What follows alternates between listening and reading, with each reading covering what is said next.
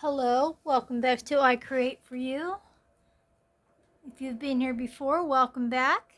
And if this is your first time, hopefully you'll stay.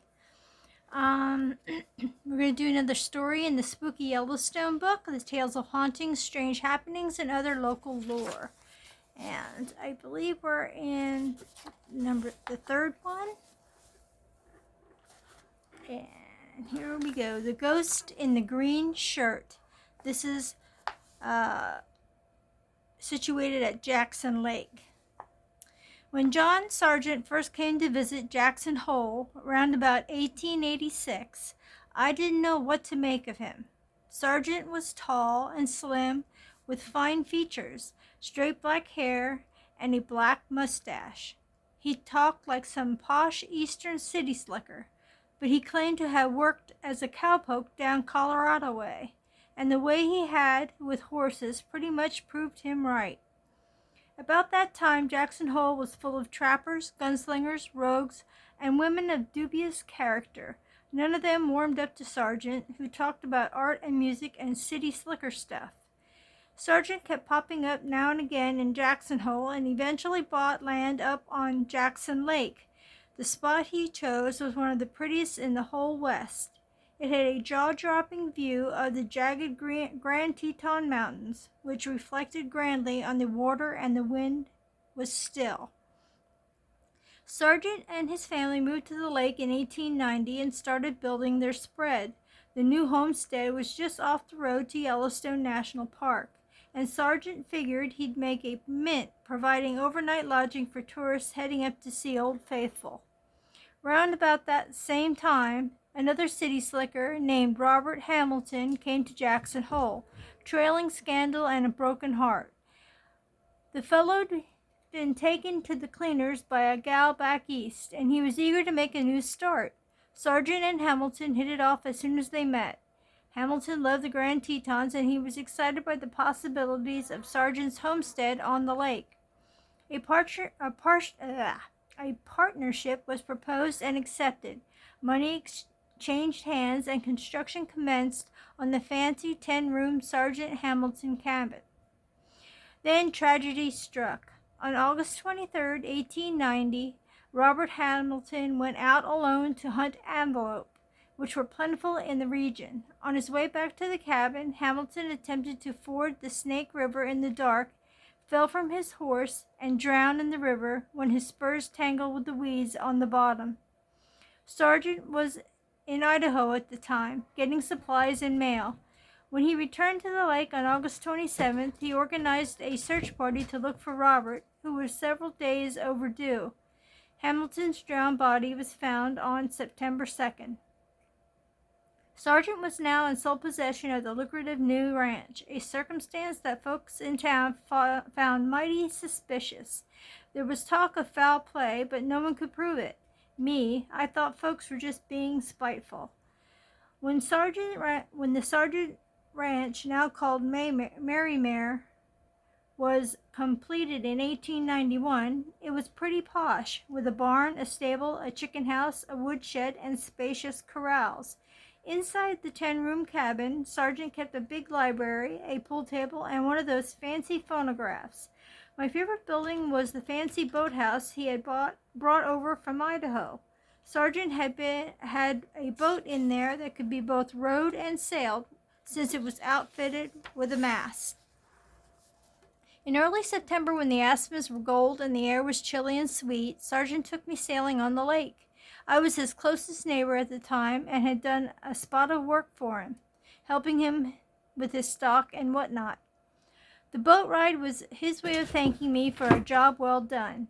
As the wind filled the sail and the waves lapped the sides of the boat, Sargent said wistfully, "Robert was really excited when I suggested getting a boat. He loved the water and often spoke of rowing himself all over the lake." It was the first time I'd heard Sargent speak of his dead partner. I nodded in sympathy and glanced over at the rugged city slicker. His dark eyes were far away. He pointed suddenly toward the bay. "There, he said, "that's where I saw him." "Saw who?" I asked, confused by the change in topic. "Robert," Sargent replied. It was about midnight on August 23rd, and I couldn't sleep. Too many thoughts rolling inside my head, so I went down to sit by the water, hoping the lap of the waves would soothe me. Suddenly there was Robert, clear as day, wearing his green shirt and rowing a glowing boat across the bay. Goosebumps raced along my arms and legs. I glanced nervously at Sargent, recalling that August 23rd was the day Robert Hamilton had drowned in the Snake River. Suddenly I wanted out of that boat. I was half a mile from shore in the company of a man accused of murdering his partner. This self-same man had just confessed that he'd seen his partner's ghost on the anniversary of the drowning. A coincidence? Maybe not. I wondered how long it would take me to swim to shore if I jumped out of the boat right here and now. But Sargent had already moved on. When I roused from my internal speculations, he was discussing the music of someone named Beethoven. I figured I was safe for the moment, but I was never so happy to set foot on dry land.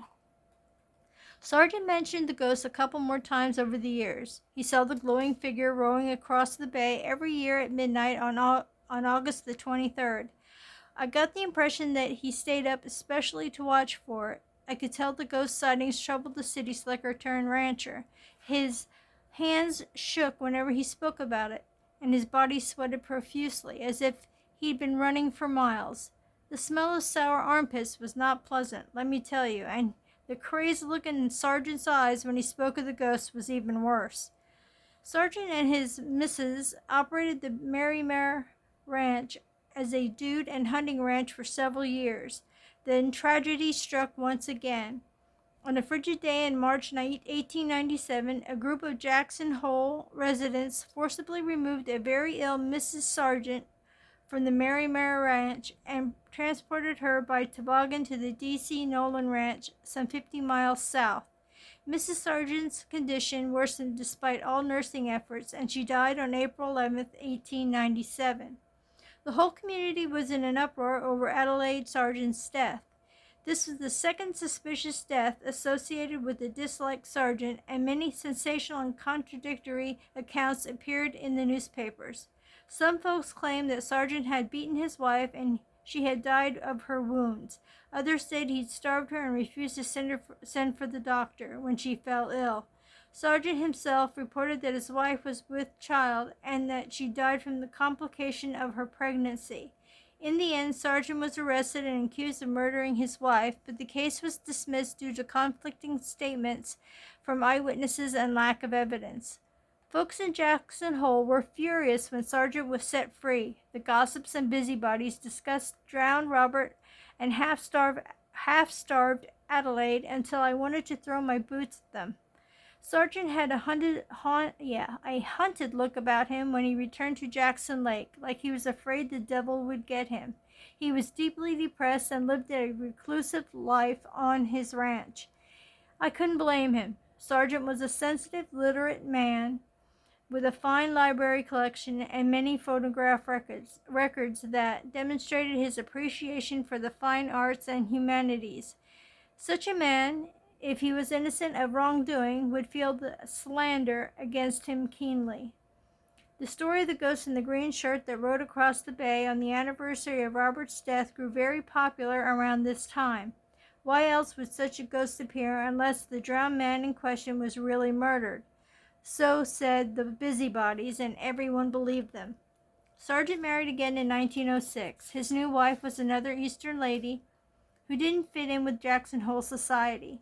Rumor said the new wife was mentally ill and that Sargent was being paid by her family to take care of her. In 1912, the new Mrs. Sargent went to live with her sister in California, claiming that she wanted to start a new life and a new business. She hoped to entice her depressed husband to join her there, but Sargent was too strongly attached to his homestead and Jackson Hole to leave the land he loved.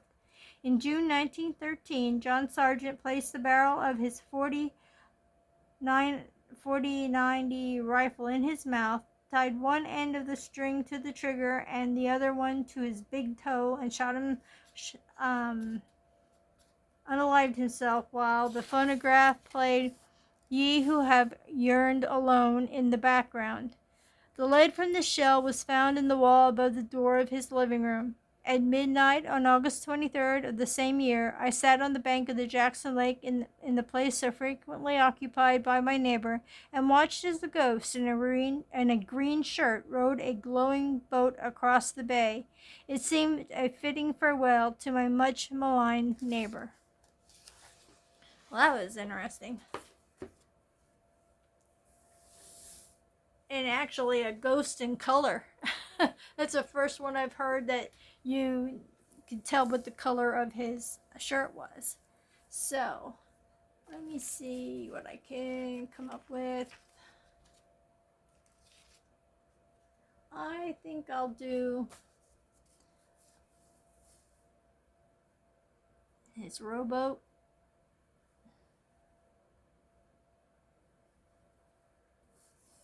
And I'll make the oar come down here.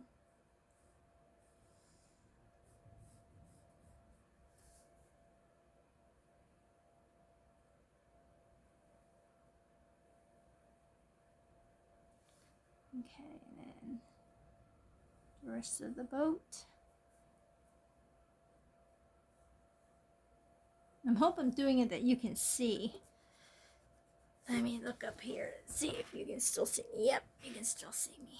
Okay.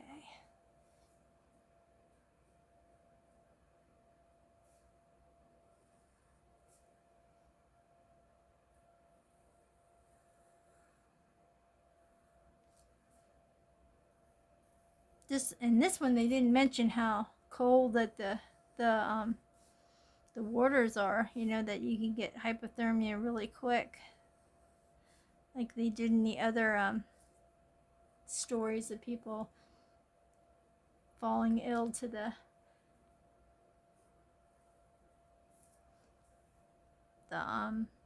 lake.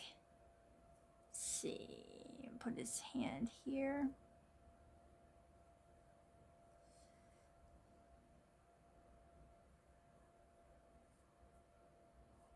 Okay. Since he's wearing a green shirt, put the cuff there.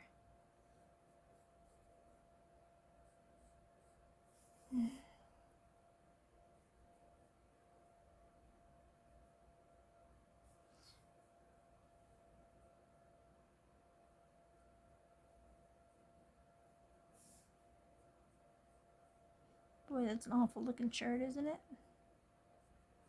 Okay, let me get his. Boy, I gave him a long neck. He looks like a giraffe. A giraffe in a green shirt. Now that would be a good tail, huh? And I know he's supposedly got dark hair.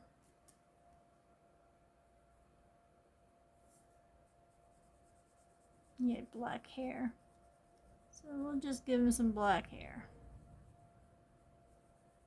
I don't know if he wore a hat out there. They didn't mention anything about that. Oh, that's right.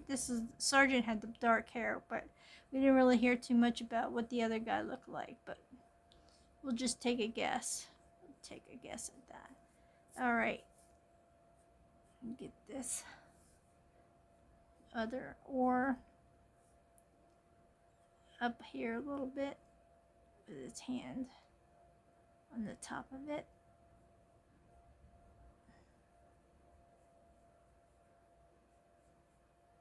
Okay. Then we got both those oars going. Get his legs there. He'd be just sitting willy-nilly with no legs.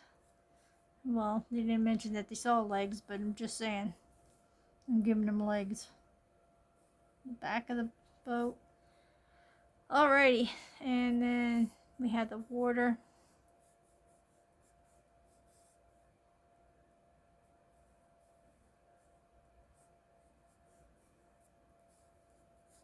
Okay. And I'm going to get a little crazy here. And since they say he's wearing a green shirt, I'm going to make him wear a green shirt. First time I'm doing color. But since it was mentioned,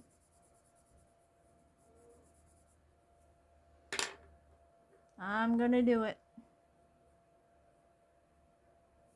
Alrighty. That's our, oh yeah, you know what? And they did say that the boat was glowing. That's strange. Who knows? Who knows if it was glowing or not? I can't imagine why it would be glowing, but try to get some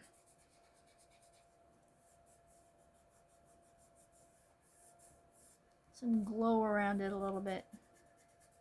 I should use like a highlighter or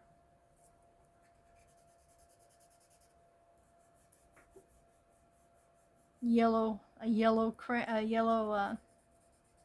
pencil.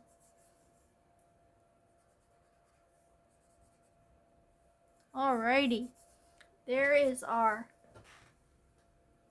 I am gonna take you down there to take a better look at him, if my phone will let me. There we go. There's the guy. There's the guy rowing around in his glowing boat in his green shirt. Thank you so much for stopping by. Sorry I didn't get to do too much on Wednesday. My phone was acting up and my internet was acting up, so I was like having issues. But hopefully everything's resolved and we can keep it going from now on. Hope you're having a good Friday. Hope you have a good weekend. And if I don't shoot some more in this weekend, have a happy Halloween. Stay safe till it's midnight and go out and get some candy. We only had 2 trick-or-treaters here tonight. That was horrible. I mean, like, man, we had 2 great big bowls full. That's not good when you're trying to lose weight, believe me. That's when you buy candy you don't like. Then you're stuck with it. Anyway, I hope you're having a good night and I hope you have a good weekend. And I'll see you guys in the next video. Please give me a thumbs up. Subscribe if you haven't, because I'm so close to just 100. Will make my whole month. But like I said, I'm glad the people who have subscribed to me are still hanging in there. And hopefully I can get a few more. Bye-bye for now, and see you in the next one.